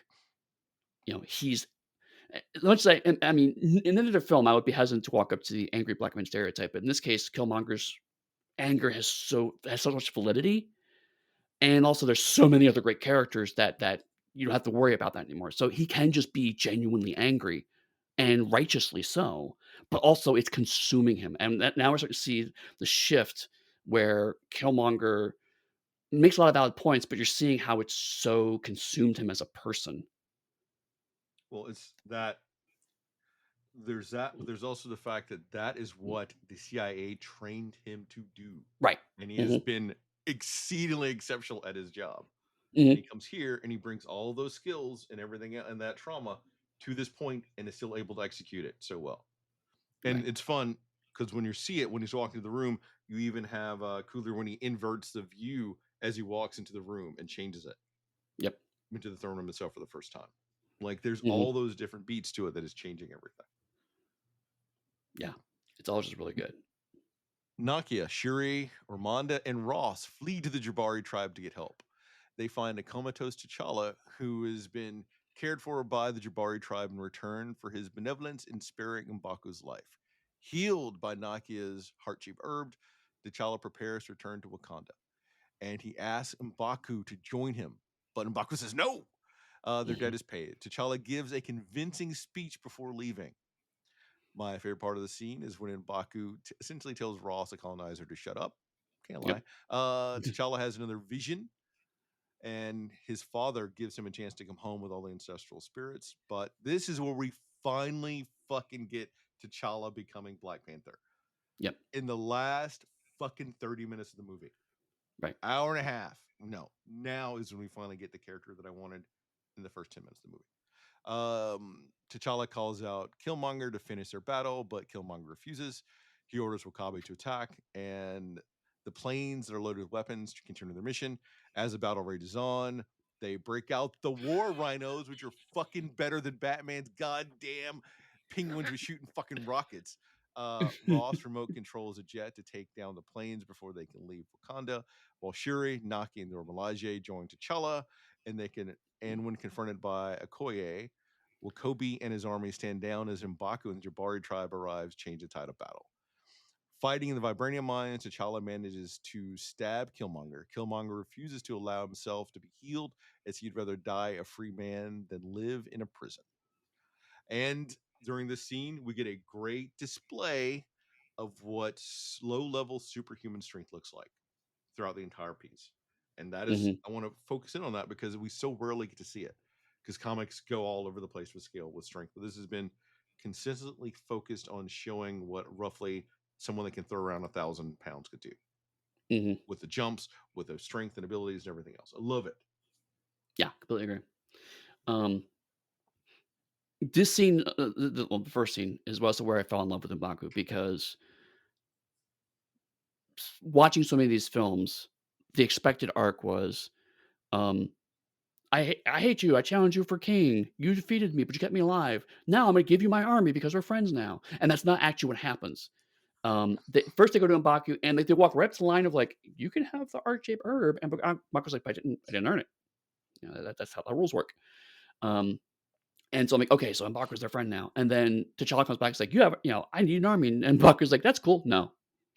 And his arguments are completely valid, right? It's the no king has come up here and ever asked for us help until you need help. And he's like, "Well, I'm not any other king." It's like, fair, but still, my point is still valid. I'm not gonna risk my people just because you say so, because you've given me no reason to think I should throw away our lives for you. I saved you because of my honor, right? And so M'Baku is one of the few characters can point to the honorable warrior that has an actually interesting, complex honor code that doesn't have dozens of episodes or lots of movies to expound on that said code, right? Like Klingons have a nuanced one, but they also have like almost 1,000 episodes to possibly go through all of that, Yeah. whatever. M'Baku manages to cram all of that into one fucking scene, and the whole time is still insulting absolutely everyone. But even better is that he pitches his insults to the person he's talking to. Like, he knows how much he can get away with T'Challa, he doesn't get away with from other continents. He gives no fucks about Ross. Like, literally shouts at, just barks at him until he shuts up. And threatens to feed him to his children. Oh, Yeah, and and then it's then like, "I'm and just then kidding, we're undercuts it vegetarian." with a joke. But it's still it's still a point is like, he undercuts it with a joke, but nobody in that room is confused that he's still threatening the fuck out of Ross. He doesn't undercut himself. He's like, "I'm so confident that I can joke about myself and know that you were still scared of me." And it wasn't until all of them kneeled that he realized how serious and desperate it was. Mhm. Like when he saw Queen Ramonda kneel down, he's like, "Oh shit, this is a totally different thing than what I was doing." And that's when he changes his course and shows them Yep. that they saved T'Challa as much as they could. Right. But then after they give T'Challa the herb and he gets up and he's feeling better, and they're having a conversation. That's when you get the old M'Baku back. It's like, "All right, chop chop. How long is it going to be? Come on, you're in my Yep. mountain. You got to get moving." Right. And that's cool, but seriously, get the hell out. I don't want you people here. Um, and then the colonizer jokes that you mentioned it. I love that because the way it is pitched from 2 different characters, it actively encourages the audience to laugh at it. It's supposed to be, "Haha, like, this is we're gonna call Ross the colonizer." But it never loses its sting as an insult, which is, again, this I chalk up to the actor specifically. Sure, he throws around like, "Haha, colonizer," but then when Baku says it, it's like, "No, seriously. I genuinely perceive you as someone who's colonized my land, and I will kill you." As someone that wrote Haunted West and referred to white people as invaders and colonizers, I can tell you, Eddie, even in the printed word, they don't like it. I believe it. But the You point won't is believe how that much flack I got for that. Yeah, I'm not at all surprised. But the point is like the movie, let's be honest, the whole point of the movie is they wanted to get white people to watch this along with black people. They want and so like they inviting people like me to laugh at that joke while never shying away from the fact is that I am one of the people that joke is directed at. yes, And that is that masterful. it is because that is why the movie is so successful. You can't Mhm, alienate your audience. You need to bring truth. You need to make it accessible, mm, but still harsh, and it is harsh mhm, from all the context associated with it. But it isn't. I wouldn't say inviting is the right word, but it is open for them to engage with. right. It helps that Ross is kind of a dick, right? So, Wow, really? I didn't get that at all. but although But actually this go ahead. this version of Ross, Mm, unlike the comic, is a well-meaning white liberal. Because fair. In the comic, Ross is an incompetent asshole. yes, but in this, because even at the very start, we have that obviously T'Challa and Ross made a deal, and Ross kept his secret about him being Right, Black Panther. right, Ross jumped in front of something to try to help Okoye. Ross has tried to provide what little help he could here and there. right, So it's constantly, I can help, I can do something, a little right, by little. And then he constantly oversteps, and that's where he has to get put back in place. right, right. Which I again, I think it works really well. And I admit when I first saw the movie, I was like, "Why Martin Freeman?" Right? But having watched it a couple times now, I realized because Martin one of the things Martin Freeman's really good at is the ineffectual bureaucrat. He's very good at that role. He played a great I mean, as much as I didn't like the Hitchhiker's Guide to the Galaxy movie, he played a great Arthur Dent in that movie for that reason, you Yes, know? he was incredible. So even though he's an American here, it makes sense to put him in that role because it's the oh, I like that guy. I like that actor. So when he pushes those boundaries, I'm still going to be a little sympathetic to him because of the catch twist, and also by the way he portrays that character, which is necessary to, like you said, invite the audience in. But at the same time, the movie never once denies the fact it's like, "This is a white CIA agent who does not have our best interest at heart, and we're going to remind him of that at every possible turn while doing it as a joke, so that way he cannot possibly take offense to it, or at least if he does, we have more reasons to hurt him." And you get the fact that And to give something to the white audience, you do have a scene where Martin Freeman's character is useful. He Mhm. like jumps in and virtually pilots those planes while there's a huge battle going out. And you get a moment of bravery from him when he's being attacked and the shield's about to go down, and he chooses to still try to drop that plane before escaping. Right. Because that like this is my MOS, military occupational school. I can fly planes. I'm awesome at it. And that is what they let him do. And he goes and he does it. He does it well, Right.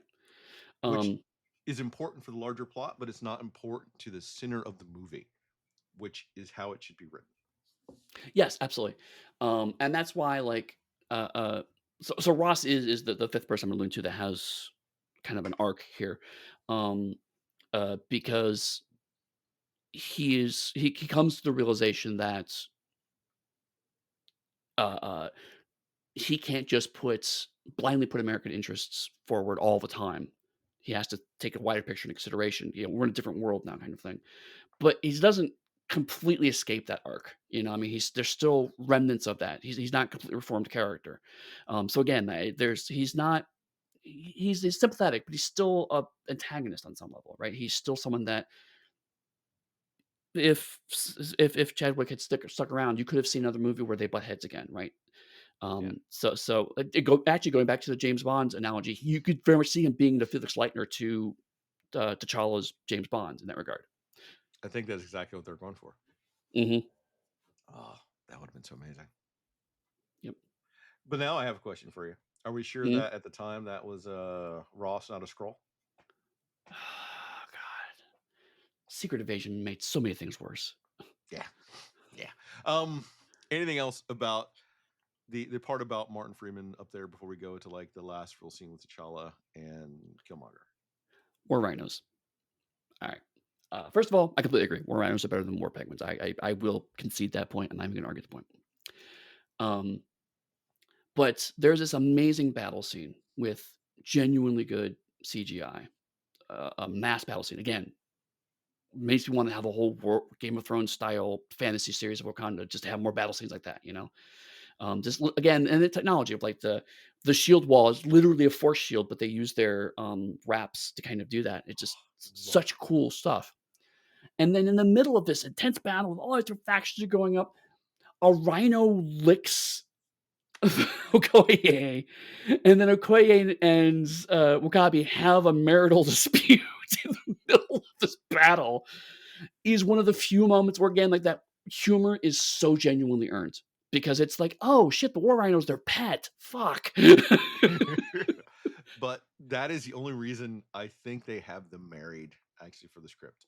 Is that Right, otherwise a war rhino would have charged right over her if not for that relationship? Because then, oh, she's always hanging out with this war rhino. right, right. Um, I agree with you. Like they don't have a ton of chemistry, but also they do at least give off vibes of like couple have been married for like a decade or so and have had the same fights over and over again. So the kind of yes, we're gonna fight about this again kind of weariness, which I kind of liked, but again, the sheer domesticity of it in the middle of this huge epic thing was such a great. It was paced so well because it reinforced in the middle of this huge battle that these are people, these are families, this is a community, and all of this fighting is about that community. And so it really helps to really center that. You argue as a detriment, and I can't disagree with you too much, but the central character of the movie is actually Wakanda and not Black Panther. My last comment, because you made a great point there, I'm still going to go back to this about the relationship. Is they have the same amount of chemistry as Patrick McGowan had with nearly every female lead that he was supposed to have a relationship with on The Prisoner. That is the level of chemistry they have, my friend. That is Wow. that's a deep cut joke. If people want to know it, go back and listen to our Prisoner run. That is the level of chemistry they have together. That's oof. That's harsh. And you compliment the CGI, and I give that CGI a great bit, but the double Black Panther fight CGI as they go into the Less mines, good. it's so bad. It's I Less wanted good. to like it. I keep trying to like it, and even as I rewatched it today, I thought, I wonder if Zor and I could draw better CGI than that. Is it's so bad, and I wanted it to be so good. this is my problem with a lot of MCU films. I remember talking about this in our superhero run, is that MCU films are pathologically addicted to having the big superhero fight at the end, even if the film doesn't warrant it. And it's like, of course, Right. you're going to have a big superhero fight between Killmonger and Black Panther because the whole movie's leading up for that. And it's just like it feels tacked on. It feels like the most tacked on part of the film, the most corporate mandated part of the film, because the argument they're having during the fight is genuinely good. Yeah. The lines that Killmonger gives when he's dying are devastating, but you can literally have them fall down a hole, cut out the whole thing, just, they fall in the hole, T'Challa stabs him, cut to that part, you know what I mean? Like, that's it, because the rest of it is just we have just because it's a superhero movie. Or if you even wanted to make Shuri even more of a super genius, you could have had some sort of like stasis bomb that froze them in place, but they could still talk to each other. You could have still had Right, that great debate. right, right. But instead it's the, no, we have and admittedly, this of all of the technological stuff I've fused about, the we have things that randomly shut off vibranium because the train goes too fast is the weakest part of all of that. All right. I I want to argue with you, but then I think about the fact that in the comics, there are two places where there's vibranium, Eddie. Did you know that? I know one obviously, which is in Wakanda. Where's the other one? The other one is in the Savage Land. There's a different type of vibranium that's Oh, essentially right. anti-metal Oh, God.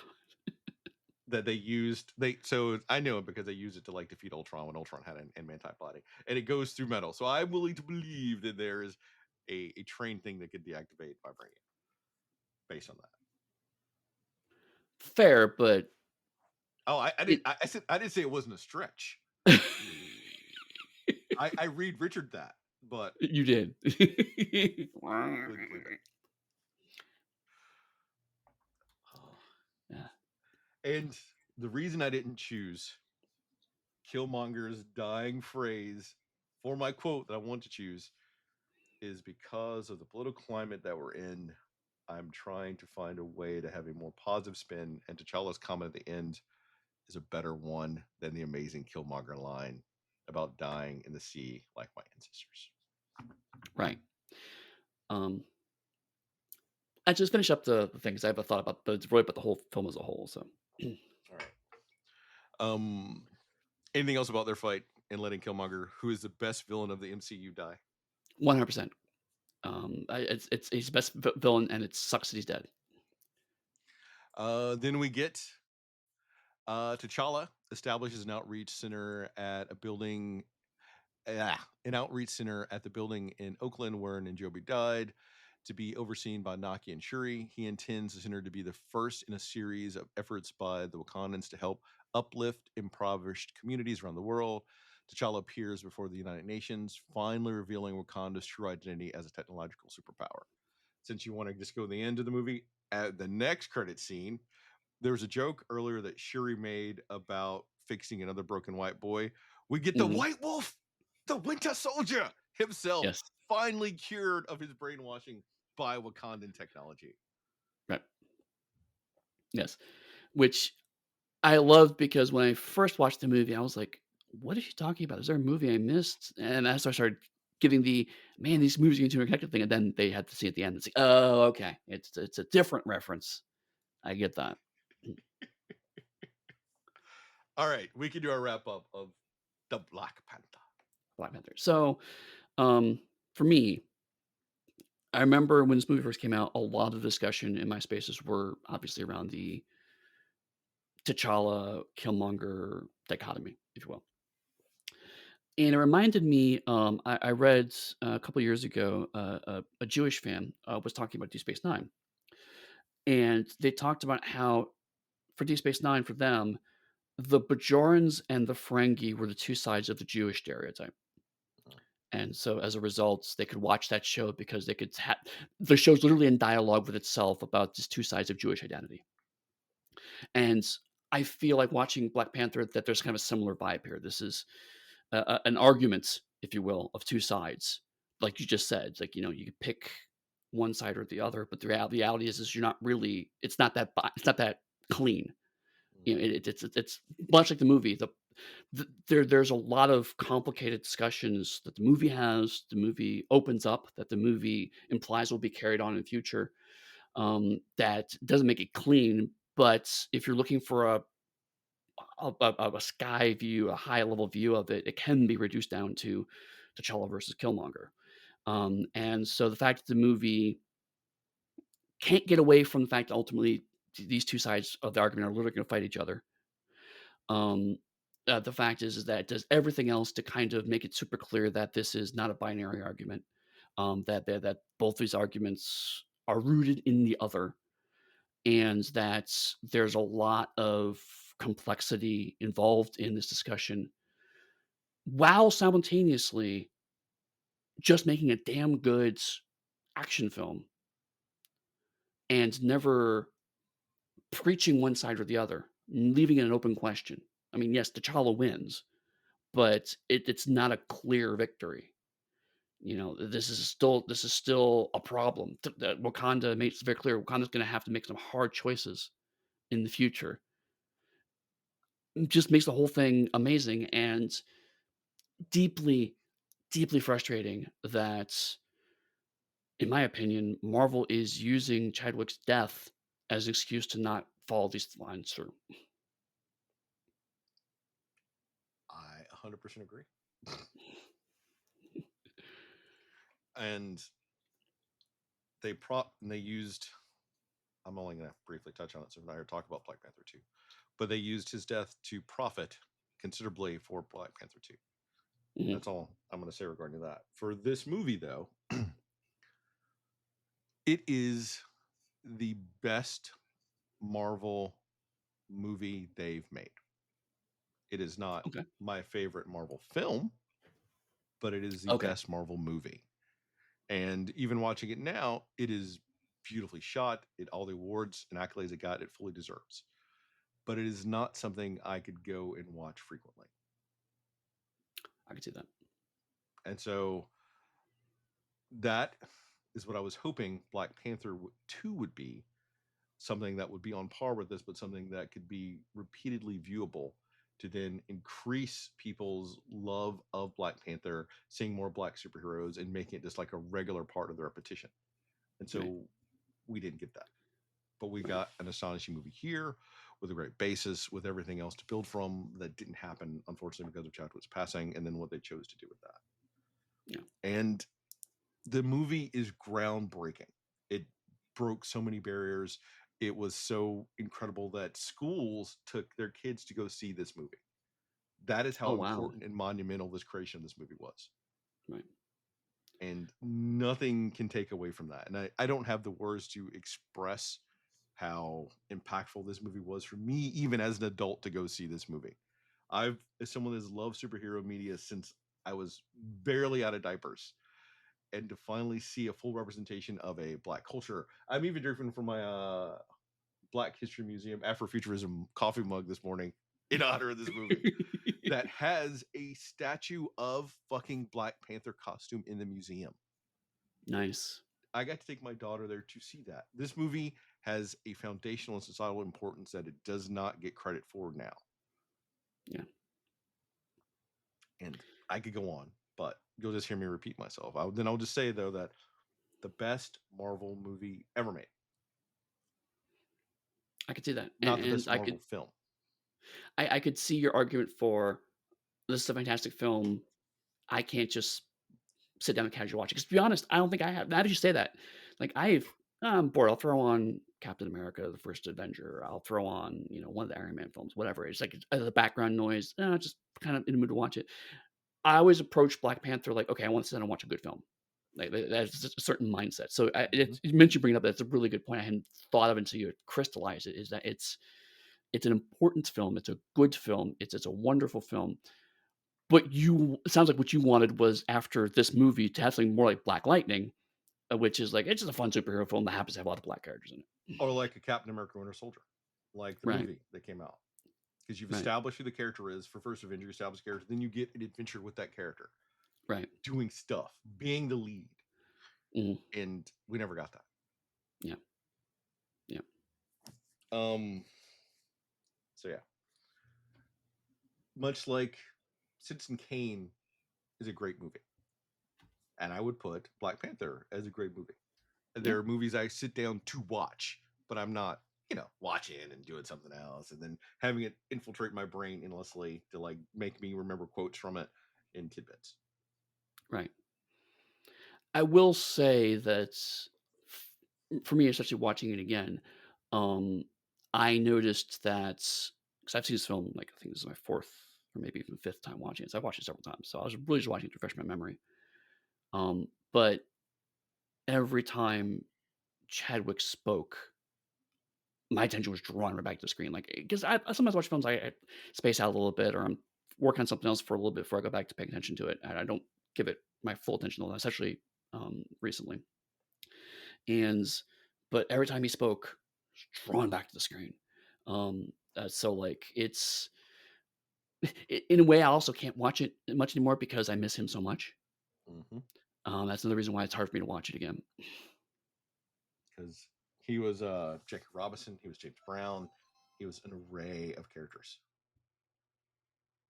Yeah. Um, any other thoughts about the movie? Because so we can wrap it up. Otherwise, we'll just keep repeating ourselves and talking about how amazing it was and how awesome Chadwick was. Um. I'm glad we talked about it finally. It's definitely a great film. And yeah, I mean, I honestly, at some point, maybe worth doing an actual Black Panther run on John Lewis, or maybe just an episode about Jack Kirby, because I think those are both things we're both very passionate about. Yeah. I think I'd be down for that. If you would like for us to do that, Eddie, where could people contact you either to buy your stuff or to say you should definitely be covering Black Panther and Speechless? Get in there and do it, you two, instead of slacking off and not writing how you should be.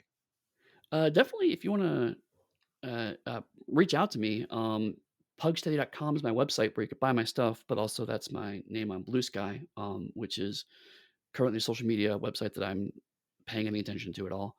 Um, but otherwise, the Darker Hue Discord is definitely the best place to come chat with us because we love to talk in there all the time.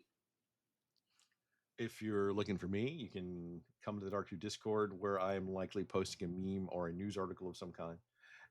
Recently, I posted the fact that if people are going to Gamehole Con, they've got some pretty cool guests going there.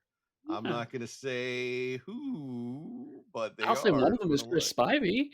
Hey.